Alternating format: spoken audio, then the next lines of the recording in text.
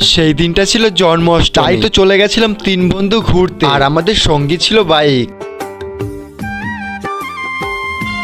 তাহলে চলো গল্পটা প্রথম থেকেই শুরু করি। রাস্তায় বেরিয়ে আজকের আবহাওয়াটা ছিল দেখার মতন। আজকে অনেক মজা লাগছে যেহেতু বাইক নিয়ে ঘুরতে যাচ্ছি। প্রথমেই গেট থেকে ঢুকেই আমার বন্ধুর কাউতলি শুরু হয়ে গেছে। তোমরাই বলো তো এই মন্দিরটির নাম কি? যেহেতু এই মন্দিরটি আমাদের বাড়ি থেকে অনেকটাই কাছে, তাই আমাদের ইচ্ছা মতন আমরা যখন তখনই চলে আসি ঘুরতে। মেয়েদের মতন ফটো তোলা নিয়ে ঝামেলা করছে 2 বন্ধু, এদের নিয়ে আর পারলাম না, কি যে বলি এদেরকে আমি। এই মন্দিরটির নাম হলো চাকলা মন্দির, অনেকে আবার বলে চাকলা ধাম। এই মন্দিরটিতে বিরাজমান রয়েছে লোকনাথ বাবা। এই জায়গাটিতেই নাকি লোকনাথ বাবার জন্মস্থান। এখানকার মানুষরা তাই দাবি করে।